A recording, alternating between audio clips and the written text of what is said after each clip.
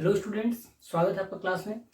और देखिए, आज जो हम लोग टॉपिक डिस्कस करने वाले हैं वो प्रॉपर्टी फर्स्ट है। अगर आपने अभी तक सारे फार्मूला जो है वो रिवाइज नहीं किए हैं तो इसी प्लेलिस्ट में आप ऊपर जाकर के जो फार्मूला वाला वीडियो है उसको देख सकते हैं।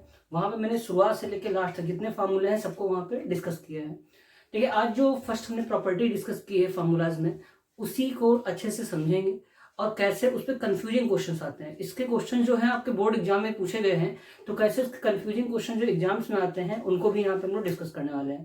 तो चलिए एक बार रिवाइज कर लेते हैं प्रॉपर्टी फर्स्ट थी क्या।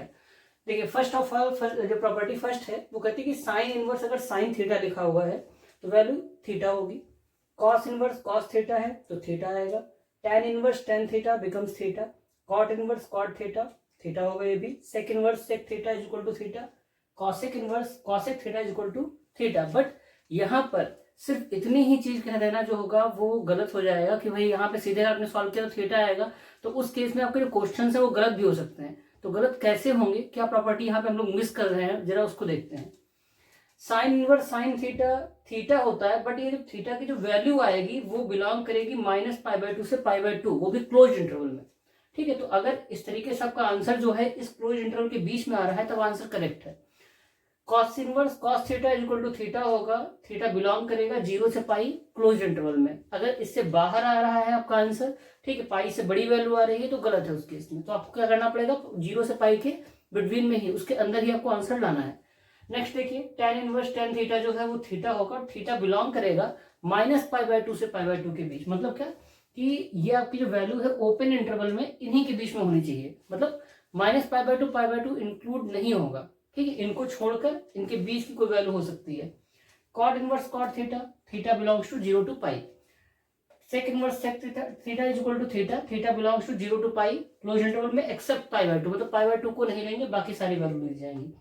Cosec inverse cosec theta equals to theta, और थीटा जो बिलोंग करेगा वो -π/2 से π/2 एक्सेप्ट 0, मतलब 0 को छोड़ के बाकी सारी वैल्यूज इंक्लूड होंगी। देखिए, ये कोई नई चीज नहीं है इसमें कि जब हम लोग प्रिंसिपल वैल्यू वाला टॉपिक पढ़ रहे थे तो प्रिंसिपल वैल्यू में जो हमने रेंज निकाली थी कि भाई साइन इनवर्स फंक्शन की रेंज क्या होगी, कॉस इनवर्स फंक्शन की रेंज क्या होगी, टेन इनवर्स की रेंज क्या होगी, तो ये रेंज ही होती हैं जो थीटा की जो वैल्यूज हैं। ठीक है, आपको वही चीज यहाँ पे चेक करनी होती है। ठीक है, तो अगर आपकी प्रॉपर्टीज क्लियर हो रही है अच्छे से, तब हम लोग देखते हैं क्वेश्चंस कैसे इस पे आ सकते हैं।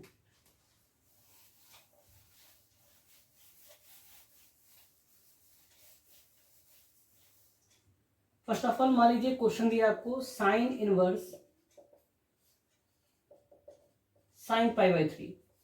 ठीक है, अब जैसा हमने पढ़ा है कि अगर साइन इनवर्स साइन एक्स लिखा हुआ है, ये साइन इनवर्स साइन थीटा है, the answer will be theta. Okay, तो यहाँ पे क्लियरली अगर हम आंसर दें कि π/3 तो ये आंसर सही होगा। उसका रीजन ये है कि जो π/3 है ये बिलोंग करता है -π/2 से π/2 के बीच में। ओके, इसके बीच में आता है π/3। π/3 का मतलब हो गया 60 डिग्री, जो कि -π/2 यानी -90 से +90 के बीच में आ रहा है। तो उस केस में हमारा आंसर करेक्ट है। ठीक, अब ऐसे ही मान लीजिए सपोज दैट दिया होता कॉस इनवर्स कॉस 2π/3, तो ये जो वैल्यू है हमारी यहाँ पे आता है 2π/3, ये भी सही है। ठीक, उसका रीजन ये है कि ये जो वैल्यू है ये बिलोंग कर रही है 0 से पाई के बीच में, जो कि कॉस इनवर्स की रेंज होती है। तो दोनों ही आंसर आपके सही हैं और एक नंबर आपको यहाँ पे पूरा पूरा मिल जाएगा।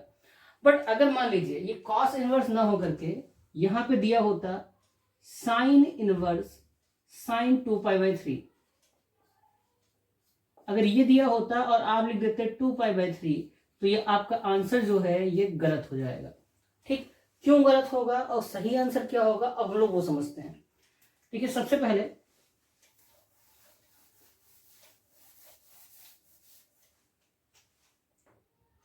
जो आपने दिया कि साइन इनवर्स साइन 2π/3, अब जैसा मैंने कहा कि अगर यहाँ पे आप 2π/3 लिख रहे हैं तो ये गलत। उसका रीजन ये है कि ये जो वैल्यू है 2π/3 ये -π/2 से लेकर के π/2 के बीच में नहीं आती है।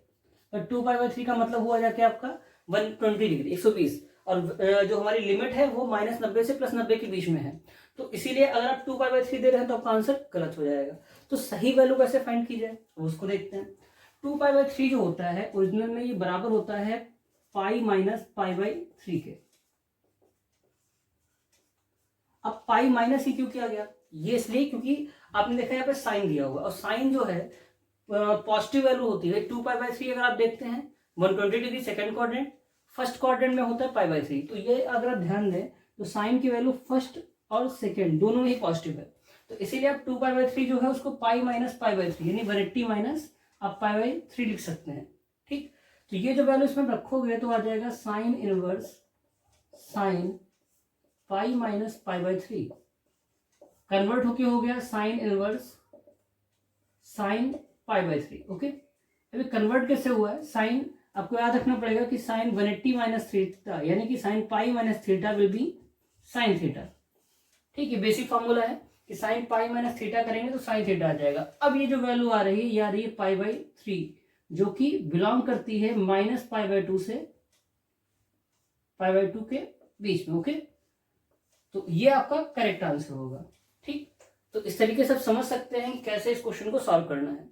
ओके, अब इसके कुछ और क्वेश्चन जो बोर्ड एग्जाम में आए हैं उस पर हम लोग डिस्कस करते हैं। एक क्वेश्चन है, ये आपको एनसीईआरटी में भी मिलेगा और जितनी रेफरेंस बुक्स हैं उनमें भी मिल जाएगा।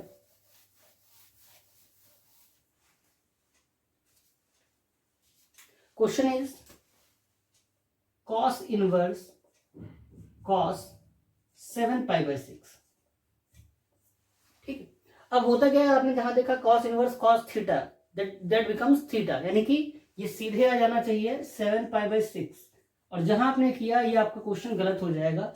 रीजन ये है कि 7π/6 जो है ये बिलोंग नहीं करता है 0 से पाई के बीच में। ठीक, 7π/6 आप डिवाइड करके देख सकते हैं कि पाई से बड़ी वैल्यू है, और जब पाई से बड़ी वैल्यू होगी तो उस केस में आपका आंसर गलत हो जाना है। तो इसके लिए सही आंसर क्या होगा, जैसा कि हम जानते हैं 7π/6 यहाँ पे पॉजिटिव वैल्यू दी गई है। ओके, तो उस केस में अगर आप चेक करें भाई 7π/6 का मतलब हुआ इसमें कि आप पाई प्लस π/6 यहाँ पे दिया हुआ है। ठीक, अब इसको हम क्या कर सकते हैं 2π माइनस π/6, कैसे, सॉरी ये 5π/6 होगा। यहाँ पे आप चेक कर सकते हो कि 7π/6 को अगर हम सॉल्व करें यहाँ पे तो 6 2 12, 12 माइनस 5 का टर्म कितना आ रहा है 7। ठीक, तो 7π/6 को लिख सकते हैं 2π माइनस 5π/6, तो उस केस में बन जाएगा कॉस इनवर्स कॉस 2π माइनस 5π/6, और 2π का मतलब होता है 360 माइनस थीटा कुछ भी करोगे वो हमेशा क्या आ जाएगा आपका थीटा सीधा आ जाएगा, यानी कॉस 5π/6 आ गया। ओके, तो कॉस इनवर्स कॉस 5π/6, अब ये जो वैल्यू है आप लिख सकते हो 5π/6 जो कि पाई से छोटी वैल्यू है और बिलोंग करेगी 0 से पाई के बीच में। तो इस तरीके से आंसर आपका करेक्ट हो जाएगा। तो आपको ये ध्यान रखना है कि किस तरीके से हम वैल्यू को कन्वर्ट कर रहे हैं, कहाँ पर आपको कौन सी जो रेंज है उसको यूज करना है। आई होप आपको क्वेश्चन समझ में आया होगा। इसमें एक क्वेश्चन हम लोग और देखेंगे tan वाला, और उसके बाद में आप लोग जितने भी क्वेश्चन हैं आपके एक्सरसाइज के आप लगा सकते हैं। अगर कोई डाउट होता है तो आप पूछ सकते हैं कमेंट सेक्शन में। फिलहाल ये क्वेश्चन देखते हैं। इसमें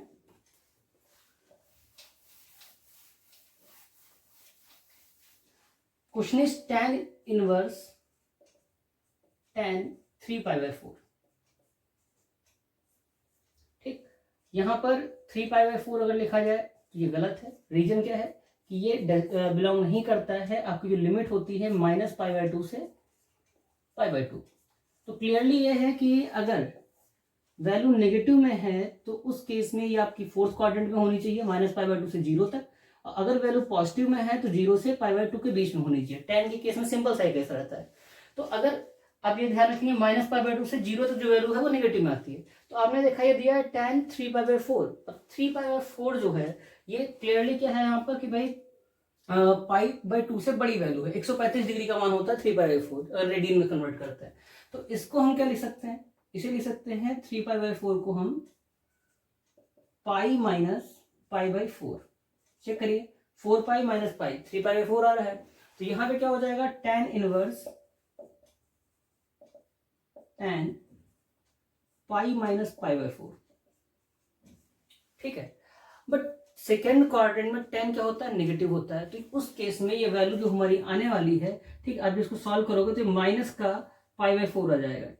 tan इनवर्स ये जब वैल्यू अब माइनस का आपका आ गया यहाँ पे कितना 180 माइनस थीटा जब सॉल्व करेंगे दैट इज -tan π/4, और आपने एक कल फार्मूला पढ़ा था कि tan इनवर्स अगर माइनस एक्स होता है तो ये माइनस का tan इनवर्स एक्स हो जाता है। ठीक, जिन्होंने फार्मूला नहीं पढ़े हैं वो लोग प्रीवियस लेक्चर जो है उसको देखेंगे, पूरा जो फार्मूला वाला दिया गया है उसमें यहाँ पे सारे फार्मूले में क्लियर किए हैं। तो tan inverse minus tan pi by 4 value minus tan inverse tan pi by 4 और आंसर आएगा माइनस का पाई बाई 4 जो कि बिलोंग करता है ओपन इंटरवल में माइनस पाई बाई 2 से पाई बाई 2 के बीच में, जो कि tan इनवर्स x की रेंज होती है। तो इस तरीके से हमने देखा कि कैसे आप यहाँ पर वैल्यूज जो होंगे उनको सॉल्व करेंगे, उनकी वैल्यूज निकालेंगे। ठीक, तो आई थिंक सारे जो फार्मूले हैं वो अभी आपको क्लियर हो गए होंगे और जो मेथड्स हैं वो भी आपको क्लियर हुए होंगे। अगर कोई डाउट है तो आप कमेंट सेक्शन में मेंशन कर सकते हैं।